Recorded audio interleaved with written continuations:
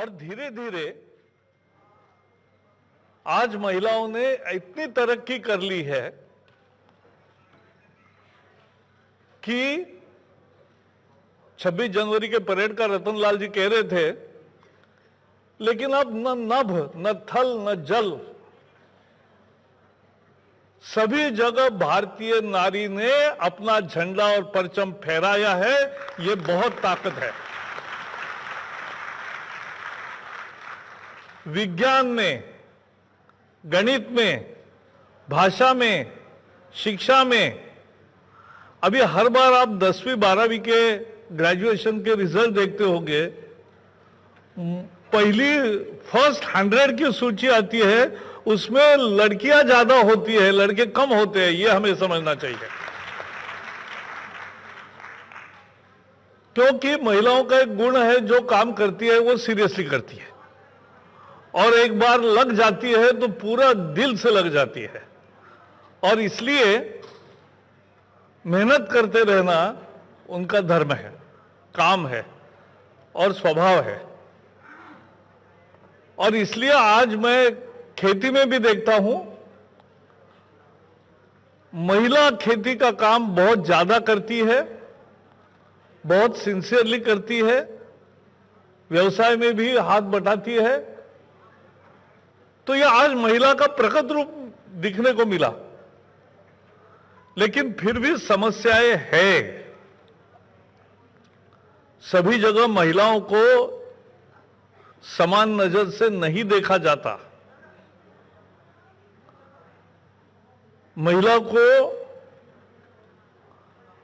एक कम दर्जे का आंकने का भी रीत रिवाज कहीं ना कहीं है, और इसलिए अन्याय भी होते हैं।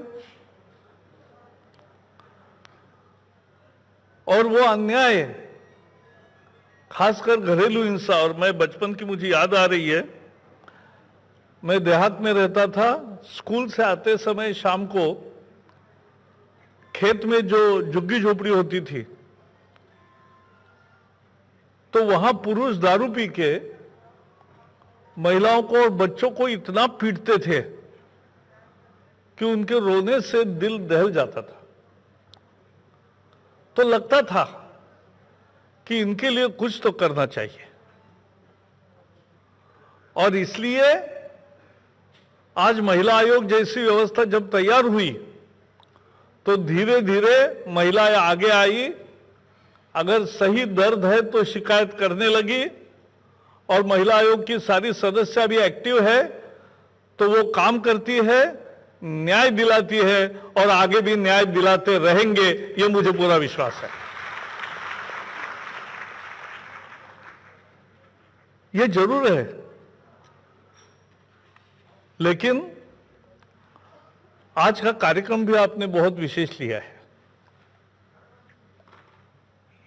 कोविड योद्धाओं का पूरे देश भर से लोगों को बुला के महिला योद्धा जो है उनका समारोह किया, स्वागत किया, सत्कार किया। सफाई कर्मचारी भी है, हेल्थ वर्कर्स भी है, पुलिस भी है, आंगनवाड़ी भी है। आप याद करिए पिछले मार्च की, जब कोविड का हमें परिचय हुआ, लेकिन देश को लॉकडाउन के कारण एकदम समझ में आया कि कुछ हो रहा है। लेकिन हमें तो मंत्रिमंडल में प्रधानमंत्री जनवरी से ही सचेत कर रहे थे कि ये आने वाली महामारी बहुत गंभीर रूप है और इससे पूरा गणित बिगड़ जाएगा और हमें नया काम करना पड़ेगा। यह प्रधानमंत्री की दूरदृष्टि थी। उन्होंने दुनिया का अध्ययन किया, क्या हो रहा है देखा, क्या होगा ये समझ लिया, और उसके तहत भारत की रचना पूरी की। और उसके कारण मुझे कभी कभी लगता है 2020 ये मानो डायरी में आया ही नहीं, या कैसे आया और कितना विलक्षण तरीके से उसका सामना करना पड़ा, ये जिंदगी में कोई भूलेगा नहीं।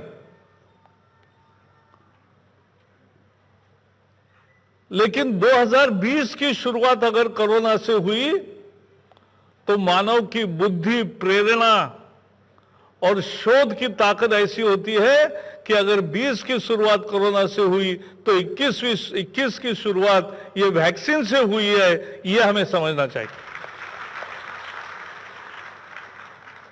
पहले प्रधानमंत्री जी का नारा था कि जब तक दवाई नहीं तब तक ढिलाई नहीं, लेकिन अब दवाई आई इसका मतलब सब कुछ छोड़ दो ऐसा नहीं है, और इसलिए उन्होंने नया नारा दिया, दवाई भी और कड़ाई भी। तो ये भारत ने जिस तरह से कोविड से लड़ाई लड़ी और जीती, वो एक दुनिया में मिसाल बन के रह गया। अमेरिका और यूरोप जैसे प्रगतिशील देश, ब्राजील जैसी बड़ी अर्थव्यवस्था, कितने लोग मर गए, जान खो गए, और भारत की तुलना में बहुत ही ज्यादा नुकसान उनका हुआ और समय भी लगा। वहां प्रदर्शन होते हैं अमेरिका जैसे देश में भी कि हम मास्क नहीं बांधेंगे। भारत में ऐसा कोई प्रदर्शन कभी नहीं हुआ। जो सरकार ने कहा उसका अक्षरशः जनता ने पालन किया। मैं उनको भी बहुत बधाई देना चाहता हूं। और आप जो लोग हैं, जो हेल्थ वर्कर्स हैं, उन्होंने तो क्या क्या नहीं देखा।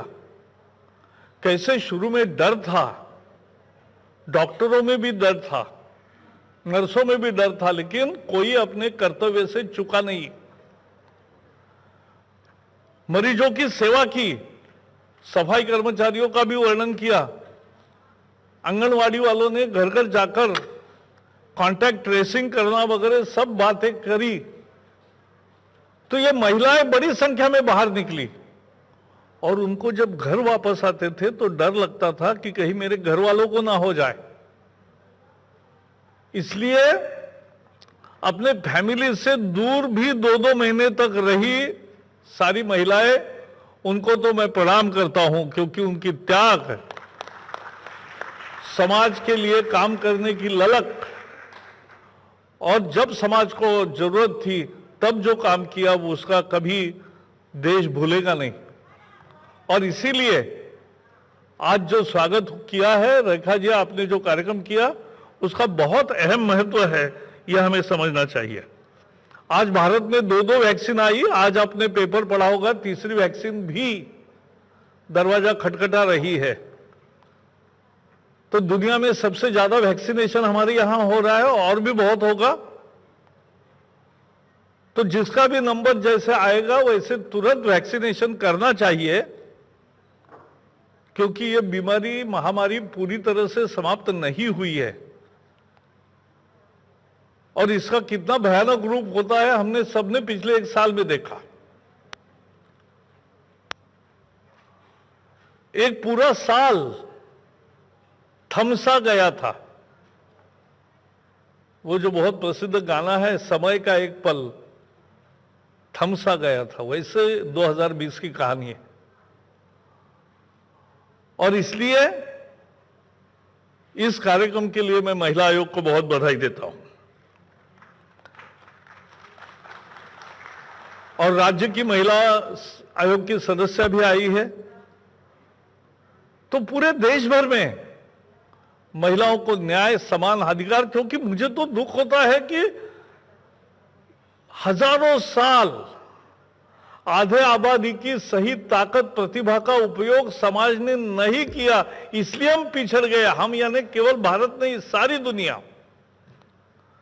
अगर पहले ही दिन से महिलाओं को उतने ही अधिकार के साथ अगर हम उसी नजर से देखते, स्त्री और पुरुष में कोई भेद नहीं है ये अगर समझते, और उनमें भी वही ताकत है, उल्टी ज्यादा ताकत थोड़ी है, यह अगर हम समझते, तो निश्चित रूप से देश, दुनिया का कल्याण और अधिक तेजी से होता। ये बहुत महत्वपूर्ण बात है। और मैं एक कहूंगा कि मोदी सरकार की हमेशा नीति रही है कि महिलाओं का सक्षमीकरण हो।